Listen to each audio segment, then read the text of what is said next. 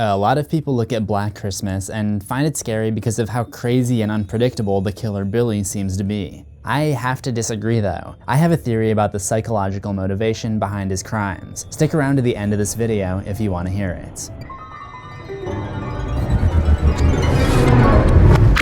Black Christmas doesn't get enough credit for being the trendsetter that it was. It was a holiday-themed horror film, and it opens with a point-of-view shot of the killer looking through the house's windows. John Carpenter would borrow this technique for Halloween 4 years later, and Black Christmas connected us to some creepy phone calls decades before Scream. We see in the beginning of the film that the attic windows are dark, telling us that this is the first time Billy has targeted this house, which does play into my theory that I'll touch back on later. However, this isn't the first time they've received a call from him. Hey, quiet! It's him again! The Mona!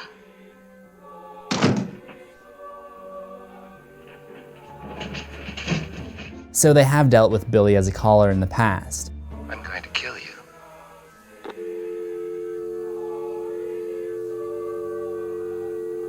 We see that the police station is located on the intersection of Main Street and Swanwick Avenue, and that places this in Toronto, Canada. It still looks relatively the same today. The cop cars are labeled Bedford Police. There are a couple of Bedfords in Canada, but none are near Toronto. So I'm guessing that Bedford is a fictional town and a slight nod to the town Bedford Falls from one of the most classic Christmas movies out there, It's a Wonderful Life.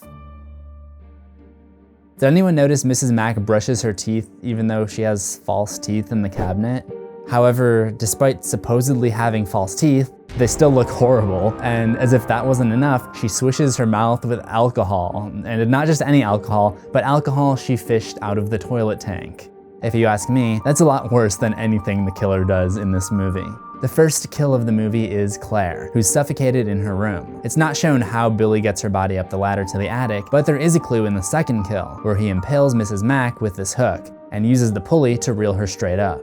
After this, he goes on a rampage and knocks over all the things, while yelling at the top of his lungs. Later on, after Jess has a minor scare downstairs, Peter comes down and asks what all the yelling was about. You scared the hell out of me too. What was all that yelling about? It wasn't until I watched it for a second time that I realized that Jess wasn't making all that much noise, and Peter was probably referring to Billy's yelling. He just didn't know it.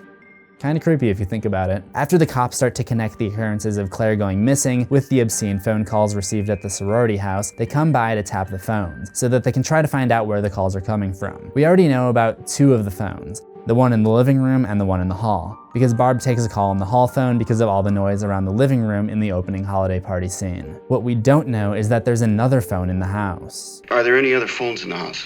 Yes, the house mother has a number. Yeah, but it's another number and there haven't been any calls in. This explains how Billy is able to make the calls from within the house. Your phone's ringing. 44 Cruiser 354. Oh yes, excuse me. Good night. Certainly, good night. Later in the film, the soundtrack shifts with the subject matter, going from Jolly Christmas to a much darker tone. I guess Bob Clark really liked the sound of Peter smashing the piano after his recital, because it can be heard several times throughout the second half of the movie.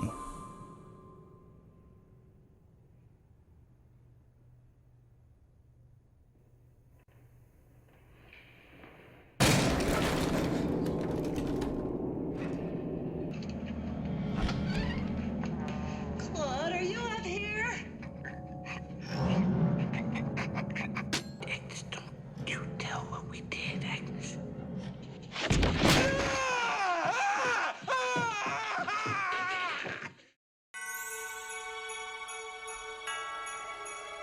I've seen plenty of reviewers praise Black Christmas for its ambiguous villain and lack of a real conclusion, leaving them chilled and uneasy. And for this reason, I have to include my theory about the reason for Billy's crime spree in my Things You Missed. Take this review on Culture Crypt as an example. Besides, how could Billy's origin and the killer's motivations ever be more satisfying than the disturbing nonsense of frightening phone calls and the threat of unknown deaths occurring behind closed doors?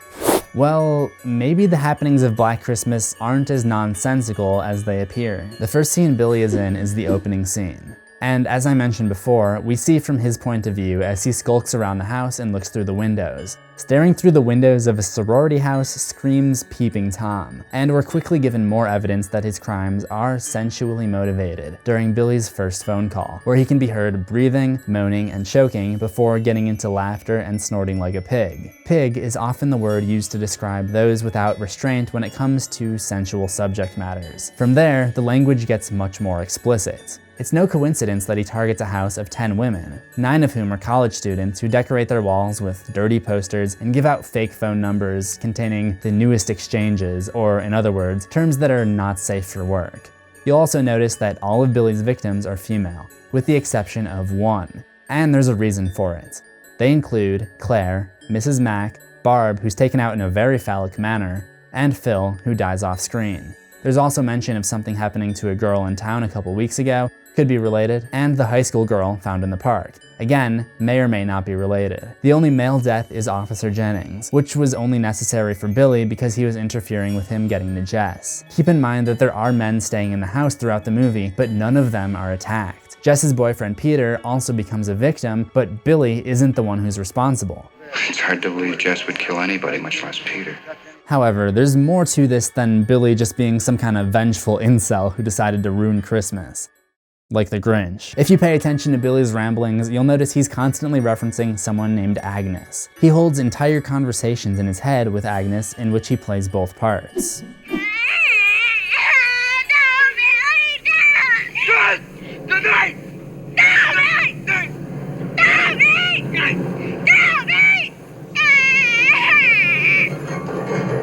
The 2006 film has a character named Agnes who's Billy's sister, but there's no confirmation of that in the original. However, we can infer that Agnes is Billy's sister based on this scene later in the movie where he's brought his mother into the fold as one of the characters. Mommy, come here!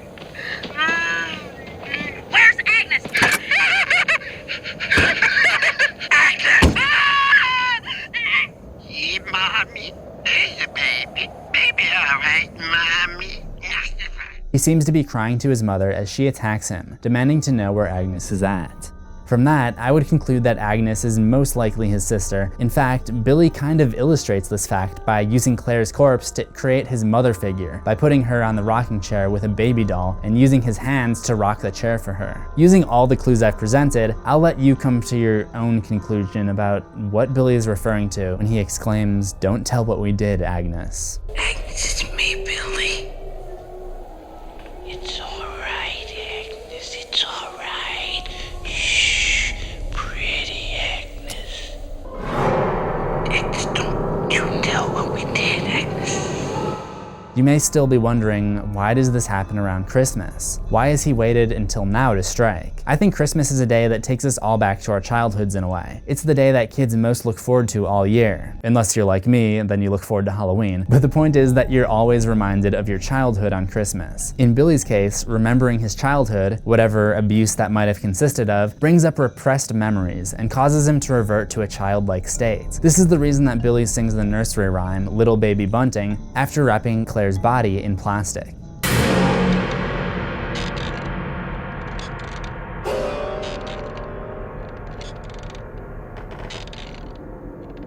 Little baby bunting, daddy's gone a-hunting, gone to fetch a rabbit skin to wrap his baby in.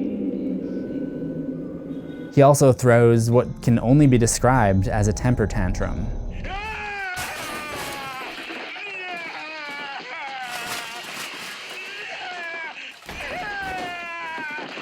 And I think the phone ringing at the end of the film tells us all we need to know about Jess's fate. Let me know your own interpretations of Black Christmas in the comments, and if you'd like to see me cover the 2006 version of Black Christmas as well.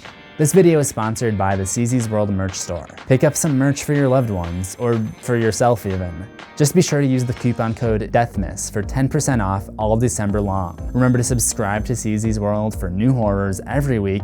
Ring that death bell for notifications, and I'll see you in the next one. Assuming we both survive. It's taken everything I have not to mistakenly refer to Jess as Audra during this video, so I think I'm gonna go lie down.